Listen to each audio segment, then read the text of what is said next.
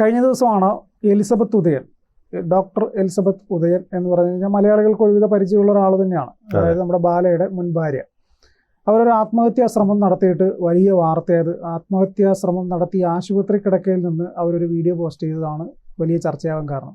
ഇപ്പോൾ അതിനൊരു കൗണ്ടർ എന്ന രീതിയിൽ ബാല കോകിലയെ വിളിച്ച് അടുത്തിരുത്തിയിട്ട് ഒരു വീഡിയോ ചെയ്തിട്ടുണ്ട്. അതിലെന്താണ് ബാലയ്ക്ക് ഈ ആത്മഹത്യാ ശ്രമവുമായിട്ട് ബന്ധപ്പെട്ട് പറയാനുള്ളത്?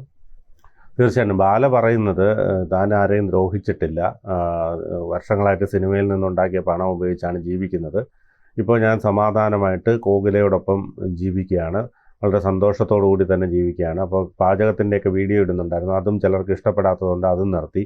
എന്നിട്ട് കോകില കം ഹിയർ എന്ന് പറഞ്ഞ് വിളിച്ച് കോകിലയെ അടുത്തിരുത്തിക്കൊണ്ട് കോകിലയും കുറേയേറെ കാര്യങ്ങൾ പറയുന്നുണ്ട്. അപ്പോൾ ഇതിൽ നിന്നും നമുക്ക് മനസ്സിലാക്കാൻ കഴിയുന്നത് എന്താണ് യഥാർത്ഥത്തിൽ സംഭവിക്കുന്നത് എന്നുള്ള കാര്യത്തിലാണ് എല്ലാവർക്കും ഒരു സംശയം.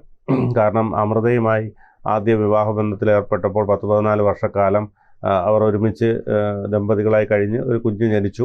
പിന്നീടാണ് അമൃത ബാലയെ തമ്മിൽ വേർപിരിയുന്നത്. അതിനുശേഷം അമൃത ബാലയെക്കുറിച്ച് വളരെ മോശമായ രീതിയിൽ പറയുകയുണ്ടായി. തന്നെ ഒരുപാട് പീഡിപ്പിച്ചു, മാനസികമായും ശാരീരികമായും പീഡിപ്പിച്ചു, ഉപദ്രവിച്ചു എന്നൊക്കെ പറയുന്നു. അവരുടെ മകളും ഇത്തരത്തിൽ യൂട്യൂബ് വീഡിയോയിലൂടെ പ്രത്യക്ഷപ്പെട്ട് അപ്പ ഇത്തരത്തിൽ മർദ്ദിക്കുമായിരുന്നു എന്നൊക്കെ പറഞ്ഞു.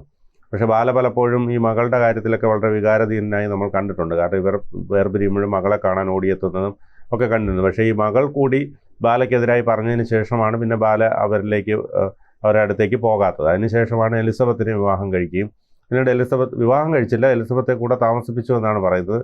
വിവാഹം നിയമപരമായി രജിസ്റ്റർ ഒന്നും ചെയ്തില്ല.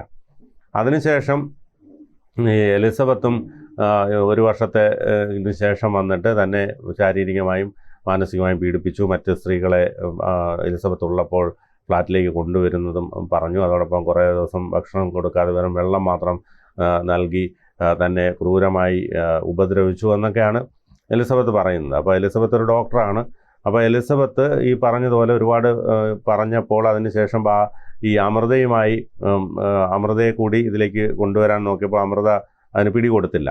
എലിസബത്ത് അമൃതയെ വിളിച്ചു, നമുക്ക് ഒരുമിച്ച് നിയമ പോരാട്ടം നൽകാമെന്നൊക്കെ പറഞ്ഞിട്ടും അമൃത പക്ഷേ പിന്നീട് എലിസബത്തിൻ്റെ വാക്കുകൾ കേട്ടില്ല. പക്ഷേ പിന്നീട് എലിസബത്ത് മറ്റൊരു ബോയ് ഫ്രണ്ട് ഉണ്ടെന്നൊക്കെ ബാല പറയുന്നുണ്ടായിരുന്നു.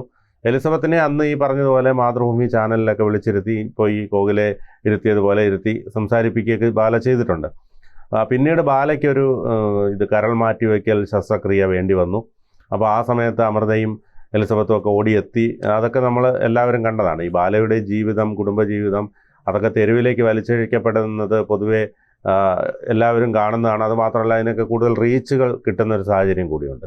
അതായത് ബാലയുടെ കുടുംബജീവിതം അല്ലെങ്കിൽ ബാലയ്ക്ക് സംഭവിച്ച സംഭവങ്ങൾ പുറത്ത് പറയുമ്പോൾ അത് കാണാൻ കൂടുതൽ ആളുകളുണ്ട്. അപ്പോൾ അത്തരത്തിൽ ഇപ്പോൾ ഏറ്റവും പുതുതായിട്ട് വന്നിരിക്കുന്നത് എലിസബത്ത് ആത്മഹത്യയ്ക്ക് ശ്രമിച്ചു. അമിതമായി ഉറക്ക ഗുളിക കഴിച്ച് അഹമ്മദാബാദിലെ ആശുപത്രിയിൽ ചികിത്സയിലാണ്. മൂക്കിലൂടെ ട്യൂബ് ഇട്ട ശേഷം എലിസബത്ത് കുറേ കാര്യങ്ങൾ പറയുന്നുണ്ട്. ഞാൻ മരിച്ചാൽ ഉത്തരവാദി ബാലയായിരിക്കും, അയാൾ ഒരുപാട് പീഡിപ്പിച്ചു, ഒരുപാട് തന്നെ ഭീഷണിപ്പെടുത്തി, പണം അടക്കം സാമ്പത്തികമായും ഒക്കെ ഒരുപാട് പ്രശ്നങ്ങളുണ്ടെന്നൊക്കെയുള്ള രീതിയിലുള്ള അഭിപ്രായ പ്രകടനം നടത്തിയപ്പോൾ എലിസബത്ത് കുറച്ച് സീരിയസ് ആയിരുന്നു. പക്ഷേ ഇപ്പോൾ അപകടനില തരണം ചെയ്ത് ഇപ്പോൾ ആശുപത്രിയിൽ തന്നെ തുടരുകയാണെന്നാണ് അറിയാൻ കഴിഞ്ഞത്. അപ്പോൾ അതുകൊണ്ട് തന്നെ ഈ ബാല ഇപ്പോൾ പ്രത്യക്ഷപ്പെട്ട് ബാലയെ ഒരുപാട് ദ്രോഹിക്കുന്ന അടക്കമുള്ള കാര്യങ്ങൾ ബാല വിശദീകരിക്കുകയുണ്ടായി.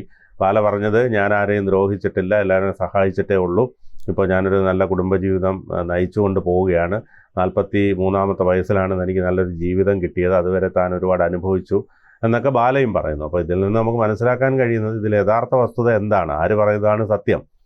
അതല്ല ഇനിയിപ്പോൾ എലിസബത്തിന് എന്തെങ്കിലും ബാലയോട് വീണ്ടും ഒരിഷ്ടമുണ്ടോ, അല്ലെങ്കിൽ ഈ പറഞ്ഞതുപോലെ ഇത്ര ഉപേക്ഷിച്ച് പോയിട്ട് വീണ്ടും ആത്മഹത്യാ ശ്രമമൊക്കെ നടത്തുന്നത് എന്തുകൊണ്ടായിരിക്കണം, അല്ലെങ്കിൽ ഇത് കൃത്യമായി അന്വേഷിച്ച് കണ്ടെത്തേണ്ടതുണ്ട്. മാനസിക പ്രശ്നങ്ങളുണ്ട്. ബാല പലപ്പോഴും പറഞ്ഞു എലിസബത്തിന് മാനസിക പ്രശ്നമുണ്ട്, ഗുളിക കഴിക്കുന്ന ആളാണ്. പക്ഷേ അത് എലിസബത്ത് നിഷേധിച്ചു. തനിക്ക് അസുഖമുള്ളത് പനിയോ ചുമയോ ഒക്കെയാണ്, അതിനാണ് ഞാൻ വല്ലപ്പോഴും മരുന്ന് കഴിക്കുന്നത്, അല്ലാതെ ഒരു മരുന്ന് പോലും കഴിക്കുന്നില്ല എന്ന് എലിസബത്തും പറയുകയുണ്ടായി. അപ്പോൾ ഇതിനകത്ത് എന്താണ് സംഭവിച്ചത്? ഇനി ബാല ആരും അറിയാതെ ഭീഷണിപ്പെടുത്തുന്നുണ്ടോ, ഫോൺ വഴിയോ, അങ്ങനെയൊക്കെയുള്ള കാര്യങ്ങൾ അന്വേഷിക്കേണ്ടതുണ്ട്. ബാല ഇപ്പോൾ കൊച്ചിയിൽ വന്ന് കേസ് കൊടുത്തിട്ടുണ്ടായിരുന്നു, തന്നെ അപകീർത്തിപ്പെടുത്താൻ ശ്രമിക്കുന്നതെന്ന്. അതിൻ്റെ കേസ് നടക്കുകയാണ്. അപ്പോൾ ഇതിനകത്ത് എന്താണ് വസ്തുത എന്നുള്ളതാണ് എല്ലാവർക്കും ഒരു കൗതുകമായി തോന്നുന്നത്. കാരണം ബാല ഇപ്പോൾ ആദ്യം ഈ അമൃത പറഞ്ഞതനുസരിച്ചാണെങ്കിൽ അമൃതയുടെ 2ാം വിവാഹമായിരുന്നു എന്നാണ് പറയുന്നത്. ആദ്യവും ബാലയെ ഒരാളെ വിവാഹം ചെയ്തിരുന്നു. ഇവർ പിന്നീട് എൻഗേജ്മെൻറ്റ് കഴിഞ്ഞപ്പോഴാണ് അറിഞ്ഞത്. പിന്നീട് വിവാഹത്തിൽ നിന്ന് പിന്മാറാൻ കഴിഞ്ഞില്ലെന്നാണ് പറയുന്നത്. അപ്പോൾ അത് രണ്ടാമത്തെ വിവാഹമായിരുന്നു അമൃതയുമായിട്ടുള്ളത്. മൂന്നാമത് ഈ എലിസബത്തുമായി ഉള്ള ബന്ധം. അതിനുശേഷം ഇപ്പോൾ നാലാമതാണ് കോകിലയെ വിവാഹം കഴിച്ചത്. കോകില ബാലയുടെ ബന്ധു തന്നെയാണ്. മാമ എന്നാണ് ബാലയെ വിളിക്കുന്നത്.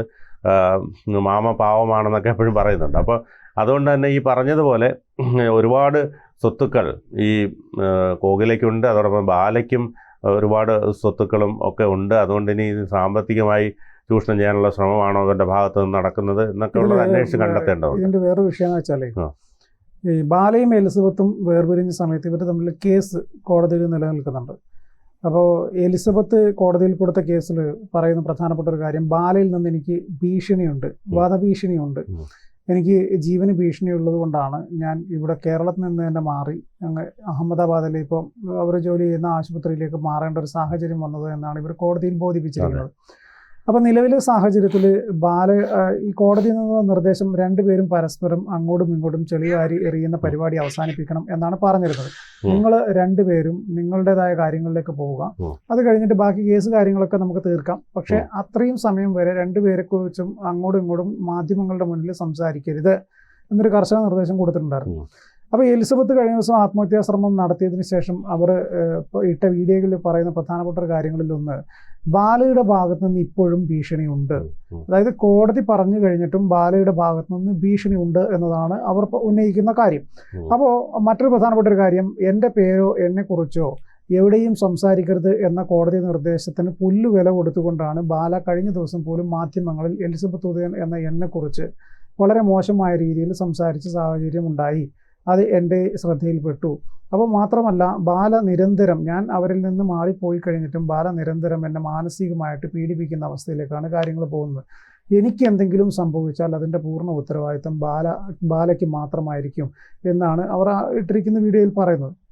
അതായത് ഇത്രയും വർഷം കഴിഞ്ഞിട്ട് ബാല വേറെ വിവാഹം കഴിച്ചു, അവർ വേറെ രീതിയിൽ ജീവിക്കുന്നു, എലിസബത്ത് വേറെ രീതിയിലും ജീവിക്കുന്നു.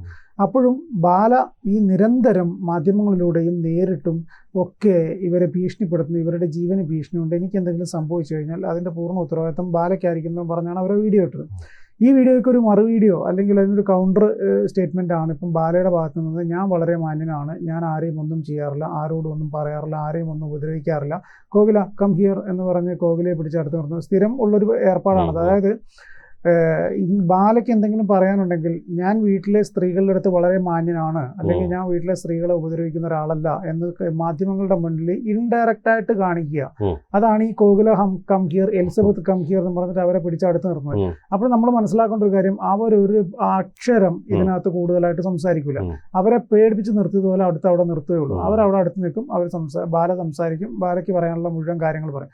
ഇവിടെ ഇനി അന്തിമ തീരുമാനം ഈ വിഷയത്തിൽ എടുക്കേണ്ടത് കോടതിയാണ്. കാരണം ഇത് രണ്ട് വ്യക്തികൾ തമ്മിലുള്ള വിഷയം മാത്രമല്ല, ഇത് കോടതിയിലേക്ക് എത്തിയൊരു കേസ് കൂടി നിലനിൽക്കുന്നതുകൊണ്ട് തന്നെ ഇപ്പം ബാലയും കഴിഞ്ഞ ദിവസം ഒരു കേസ് കൂടെ കൊടുത്തിട്ടുണ്ടെന്ന് പറഞ്ഞു. അപ്പോൾ ഈ കേസുകൾ എന്തായാലും പരിശോധന നടത്തിയിട്ട് കേസിൽ അന്തിമ വിധി വരുന്നത് വരെ ഇവർ രണ്ടുപേരും ചെയ്യേണ്ട ഒരു കാര്യം, പരസ്പരം ചെളി വാരി എറിഞ്ഞ് സ്വയം നാറാതിരിക്കുന്നതാണ് ഇവർക്ക് നല്ലത്.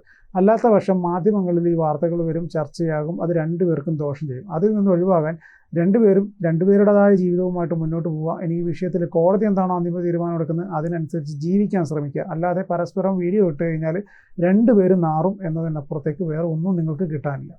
കൂടുതൽ വാർത്തകളും വിശേഷങ്ങളും നിങ്ങളിലേക്ക് എത്താൻ ABC മലയാളം സബ്സ്ക്രൈബ് ചെയ്യുക, ബെൽ ബട്ടണും അമർത്തുക.